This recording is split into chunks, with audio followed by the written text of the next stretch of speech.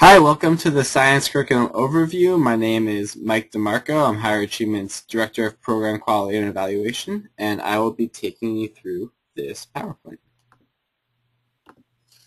So we will be going over the Science Curriculum Basics for the Higher Achievement Science Summer Curriculum, show you an overview by grade level, focus on the objectives and skills emphasized in each unit, talk you through some common challenges and solutions to those challenges, and point you to some summer resources that we have on ISIS, our internal website for these types of resources.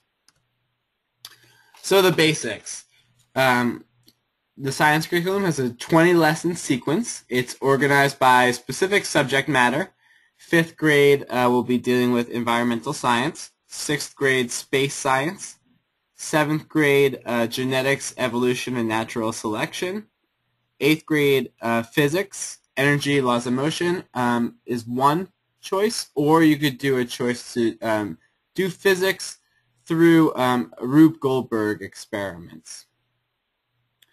In all of these grade levels, the lessons build both content knowledge and skills associated with scientific inquiry.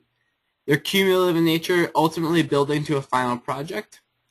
And in some cases, this is the first time scholars have worked with science content in this way. So it's important to know that going in. Here's an overview by grade. As you'll see, in 5th grade, scholars will be doing environmental studies. You'll go through a scientific method. You'll have guided demonstrations and experiments, ultimately lead to a group science fair project. 6th grade, life, the universe, and almost everything. You'll deal with scientific method, have a lot of activities, group activities, individual activities, and demonstrations, and we'll build towards a group project on space science and modeling. 7th grade, genetics and the origins of life. Again, scientific method, that's a theme throughout all of our curriculum. There'll be scaffolding introduction of if-then hypotheses, lots of demonstrations, and individual science fair projects. And finally, 8th grade, energy and motion, race to the finish. Scientific method, 8th grade has lots of experiments and demonstrations, and either a science fair project or a Rube Goldberg alternative. These curricula are all project-based and hands-on. There are a lot of materials that you'll be keeping track of as a science teacher with higher achievement. It's important. You'll receive a bin at the beginning of the summer with all the materials that you'll need for all of your lessons. It's important to keep this organized and have your materials prepped ahead of time so that you're not wasting precious class time trying to set up materials for your scholars.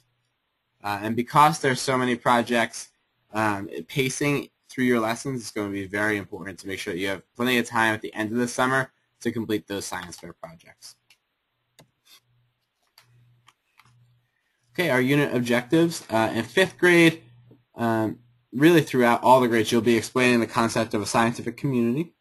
In 5th grade, you'll be identifying and explaining components of the environment and the impact of human activity on the environment, and you'll complete a group science fair project. The scholars will work in small groups of about 3 scholars per group. 6th grade, in addition to explaining the concept of scientific community, they'll be identifying and explaining structures of the Earth, components of the solar system, season, phases of the moon. They'll be doing a lot of modeling of the solar system and also complete a group science fair project. 7th grade, in addition to working with the concept of the scientific community, again, every grade will work through that. They'll be identifying, explaining, and using the scientific method.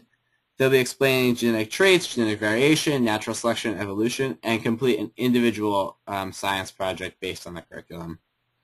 And 8th grade will further explore the concept of the scientific community, further delve into the scientific method, identify and explain types of energy, Newton's laws of motion, and simple machines, and complete either a group project or an individual project.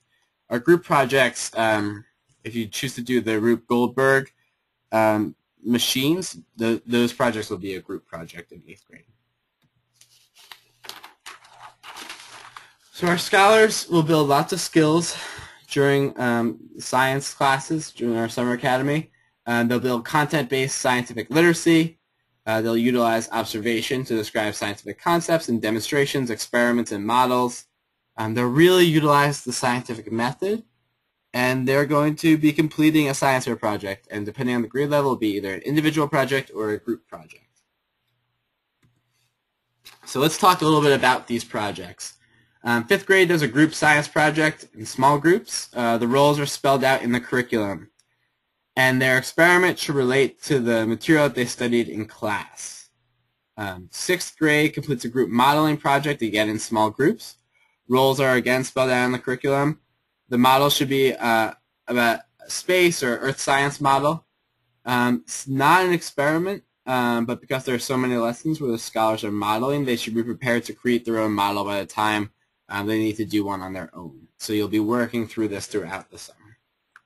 7th grade is an individual science project, and it should be related to genetics, cell biology, human development, etc. 8th grade, depending on the curriculum you choose, it's either individual or group. If you choose the Rube Goldberg curriculum, it will be a group project building a Rube Goldberg machine. Otherwise, it will be an individual science project. Some implementation challenges. There's often content-based challenges. So, like I mentioned in the beginning, this is really probably one of the first times our scholars have received science classes in this manner, where they're really, it's scientific inquiry based and really diving in hands-on and learning the material in this way. So it's important that you're constantly reviewing, checking for understanding, and dealing with misconceptions. If scholars, aren't understanding a topic or they say something that's not scientifically correct and based on, conjecture, dealing with that in the moment either individually or, in the entire class setting. Project challenges. It's a lot to manage science fair projects for a classroom of middle school students. So there's really a lot of ideas in the curriculum. There's lots of ideas at the end of every lesson. So be sure to point those out to scholars, to be thinking about their science fair project throughout the summer. And a lot of the challenges deal with scholars, management of scholars' time. So be sure that you are helping scholars stay on track with interim deadlines throughout the summer and having them work on their project in phases and not just waiting until the last day or week to try and get it all done. And lesson pacing. So lesson pacing can be a challenge if you start to get behind early. You really need to have time at the end of the summer for scholars to work on their projects so that we can have high-quality projects at the end of the summer. So the best way to make sure that you're staying on pace with your lessons is to really come prepared each and every day, planning your lesson. As science teachers, as I mentioned before, there are a lot of materials. You'll really need to know what materials you need each day for which class period and lay them out ahead of time so that you're not scrambling and wasting precious class time trying to set up materials for scholars' demonstrations. You'll want to work with your center directors with classroom management techniques and procedures to ensure that you're not spending class time trying to manage the behavior and really focusing on academics this summer. And when you do get behind, or if you do get behind, we'll talk about some different lesson compression strategies a little bit later on. Okay, so there are some content-based challenges that often come up. So as I mentioned before, this is the first time a lot of scholars will encounter this material.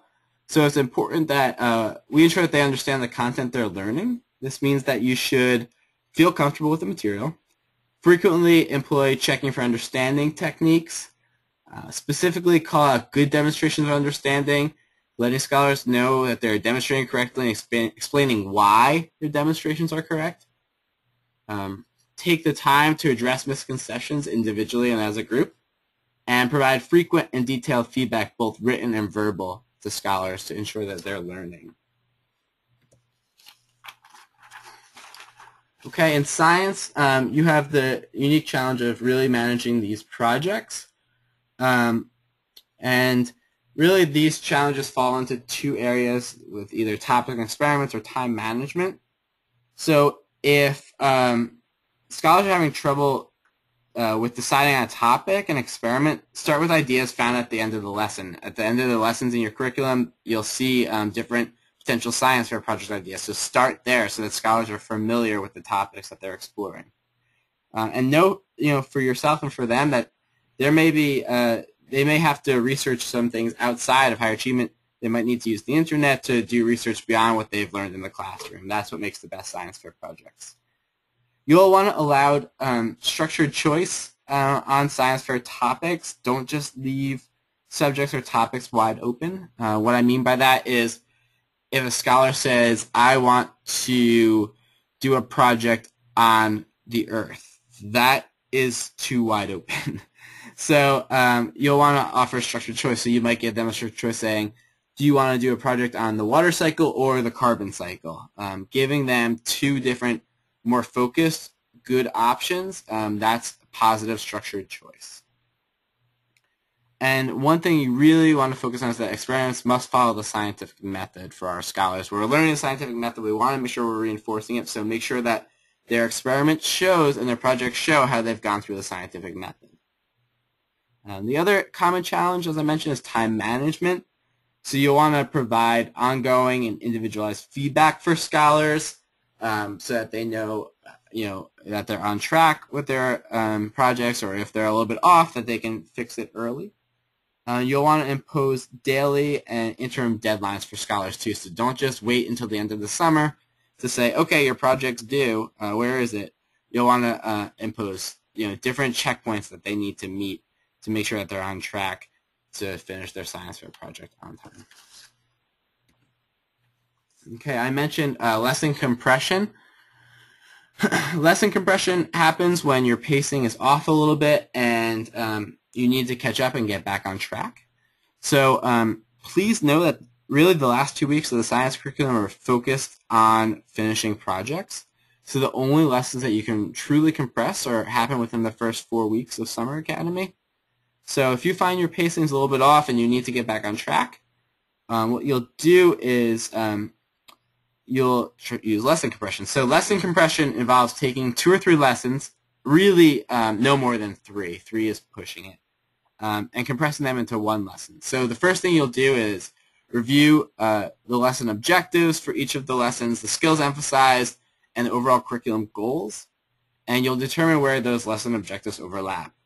Where there's that overlap, you'll combine the associated activities over the 2 or 3 lessons and rank any remaining activities according to how well they align with what you'll be covering. And then implement the activities that are most central to the overall curriculum goals. For lesson compression takes a lot of lesson planning. So as you're planning your lessons, you might want to start and point out any areas that you think, I might be able to compress these lessons if we start to get behind. The more prepared you are, the more successful you'll be. Summer resources on ISIS. ISIS is our internal website where we compile many of these resources where your curriculum will be, a soft copy and electronic copy of your curriculum. Also, you'll find checking for understanding techniques, Bloom's taxonomy to customize discussions. This will be really important in science as scholars are engaging with the material at different levels. Methods for opening and closing a lesson, verbal and nonverbal cues, a lesson planning form, and a lot more. There's a lot of great resources there, and I strongly encourage you to check it out when you're reading over your curriculum. Read it over before the summer, check back during the summer, and just see what resources are available for you there, just to really make sure that you're taking advantage of everything higher achievement has to offer. If you have any questions, you have a lot of support at Higher Achievement. You have support from your center directors, you have support from your fellow teachers, your directors of site operations in each city, and me as well. I'm Mike DeMarco. I'm the Director of Program Quality and Evaluation at Higher Achievement. You can always feel free to email me. My email is mdemarco@higherachievement.org, and my phone number is 202-375-7708. Thank you so much, and enjoy the science curriculum this summer.